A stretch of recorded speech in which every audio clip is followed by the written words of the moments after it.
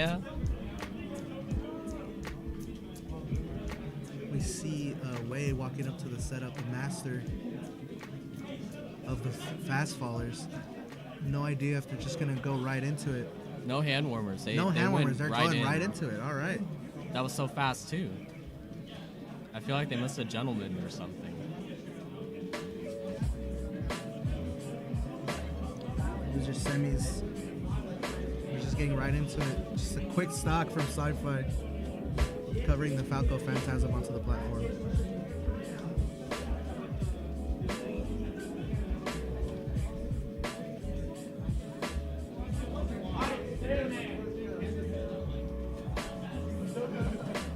So the way I've historically seen Sci-Fi play this matchup is he just goes for a lot of gimps.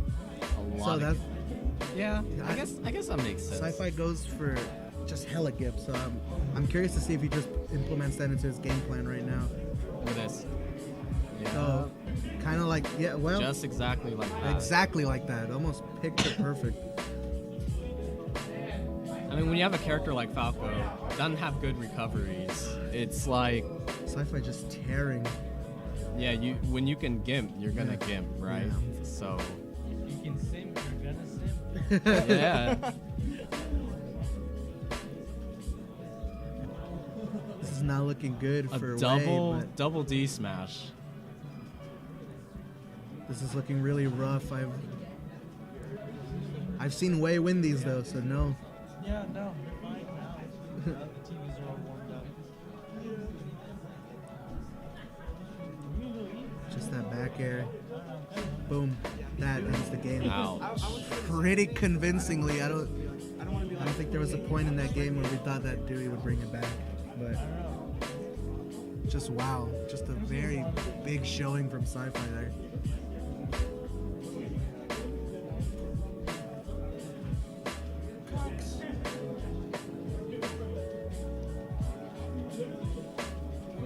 All right, they went to Pokemon Stadium. Switching to Fox, like I said, master of the fast faller. I think now he just realizes that he just doesn't want to get gimped.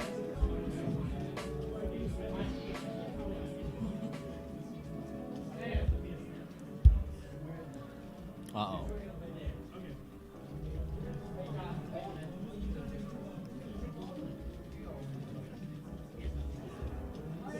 And he's already looking way more in control than he did that first game. But Sci-Fi making me wanting to eat those words. Bless you. Thank you. I actually think a lot of people struggle with this matchup, myself included, because this character is just so much more different than any of the other characters in Melee, in my opinion. Like, it's very rare to see a character approach with wave dash tilts. Like, Luigi is far, like, one of the few who does that. Maybe Samus does that, maybe some of the lower tiers, but Luigi, that's like the primary way you'll see Luigi approach someone. Yeah, because wave dash forward tilt is just so good, right? When you properly space it, it's very hard to shield grab, and on top of that, it comes out so fast, and there's not a lot of in lag, so when you do try to shield grab it, you can get into the trap of thinking, oh, I'm gonna be able to punish it, but then you can't because you're not ready for it, and so it's stuff like that where this matchup, if you're not ready for it, you don't understand it, it's very tricky to get down. Like right there, an empty like wave dash approach, that's also another thing. That's another thing you can do.